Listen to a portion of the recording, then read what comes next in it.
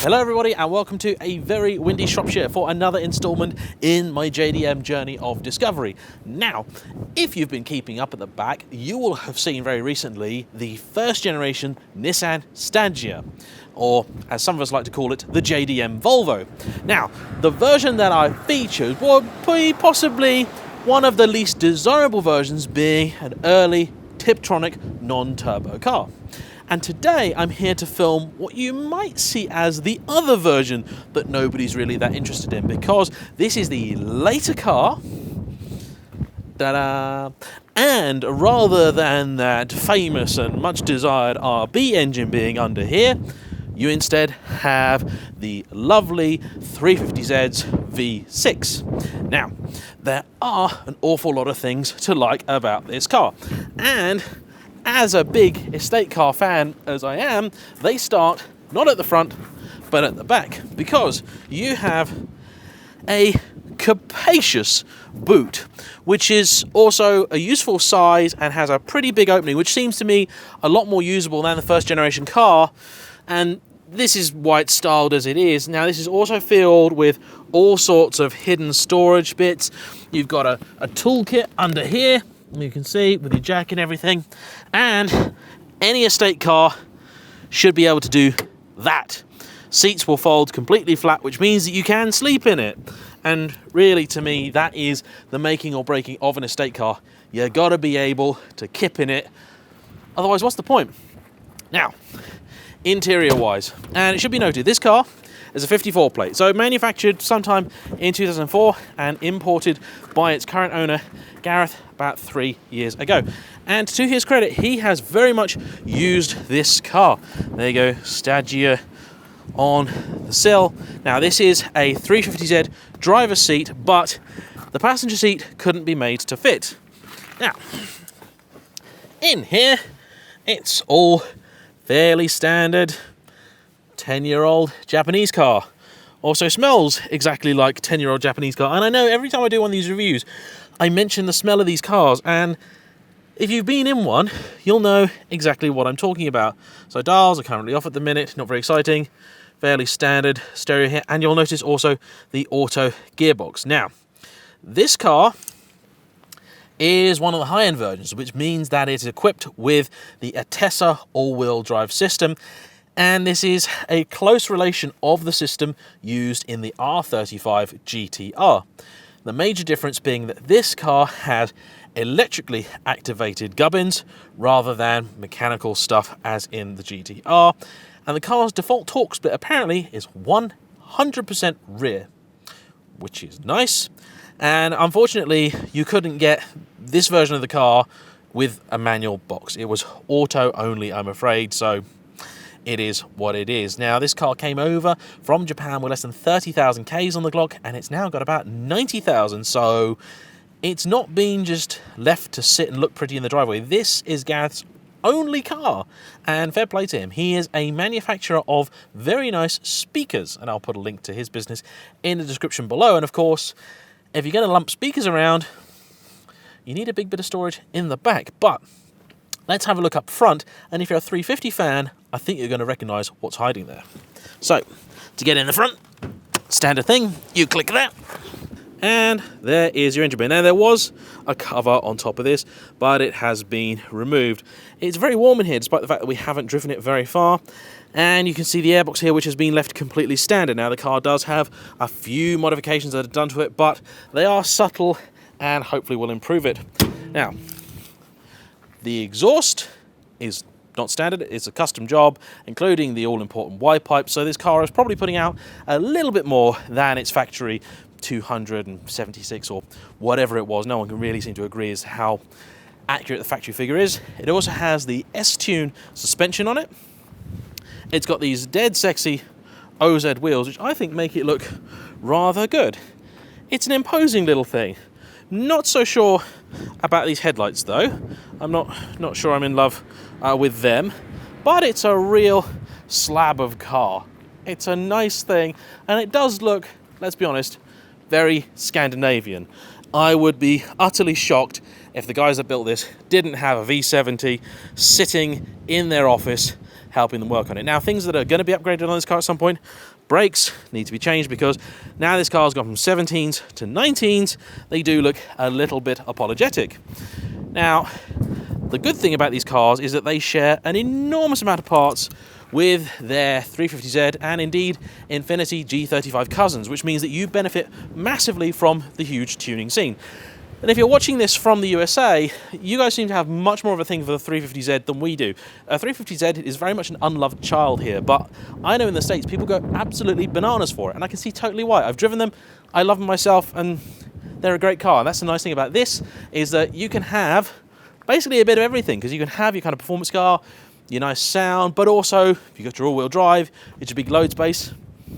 It's a very cool thing. If you can only have one car and you're a bit of a Japanese car fan, as this car's owner is, you could do a lot worse. So I loved the way that the last Stagea drove, but one thing it didn't have was any sort of performance. So let's see if we can go out in this and find out whether it's any different.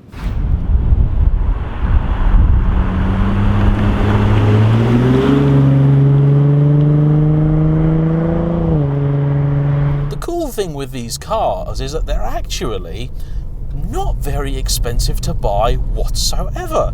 You can pick one of these up for well under 10 grand, let's say. I don't like to quote precise numbers, because when you're talking about imported cars, there are an awful lot of factors that can affect them, but they're not anywhere near as expensive as I thought.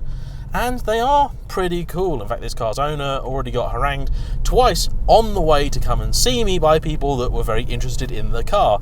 And I find that fascinating, because even for someone like myself, it will be very easy to miss this in a car park, especially if you only caught a sort of bit of it, because you could very easily mistake it for a mid-noughties Volvo.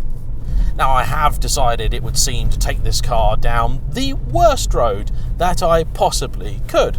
But the suspension's doing okay. It's nowhere near as plush and as soft as the last Stagea that I drove, which was on stock suspension and stock size wheels, and in truth, I wouldn't expect it to be. This car has also had the anti-roll bars done, and one of the most significant upgrades made to this car has been the improvement of a lot of the rear mounts on the subframe. Apparently, and this is also a 350Z issue as well, the factory mounts aren't quite as solid and dependable as you would hope that they are. So when you're trying to steer, essentially the back end of the car it's still connected, but not as well as it should be. So it can fight you a little bit in the corners, and so this car's been upgraded with some improved mounts that help things a lot. Of course, when I'm going down a tiny little country lane at 20 miles an hour, I'm not really going to be feeling the benefit of that, but this is still a very nice and easy thing to drive along. At 5-speed auto gearbox rather than the 4-speed of the last one, which is nice. Of course, again, it'll be lovely to have a 6-speed manual in this or something like that, but I suppose we have to remember that this car was designed essentially for non-petrol heads. Now, it's very hard for us to think of it like that, but that is the truth. I don't think Nissan really envisioned GTR fanboys buying these kinds of cars. They were just estate cars, nice ones, but they were just the practical family runabout with a nice big sized engine. And it is nice to see Japanese car companies producing cars with chunky engines in them. It's a bit of a novelty, really. The way their tax system works tends to penalise larger engines, and so seeing this is quite nice. Now, this car's been pretty reliable for its owner, which is a stark contrast to the Subaru legacy that he had before. And as a fellow Subaru victim, I know that real love-hate relationship that you can have with your car. You love it when it works, but you hate the fact that that's nowhere near as often as it should be.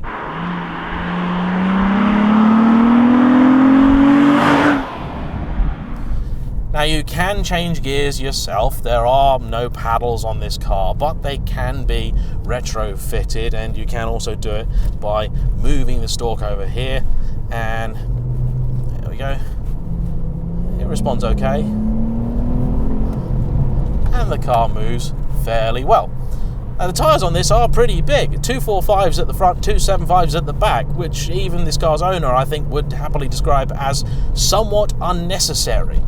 But he likes the fact that they're there because they give him the confidence that you need, and also leaves you plenty of room should you decide to upgrade the power significantly to keep the car's handling in check.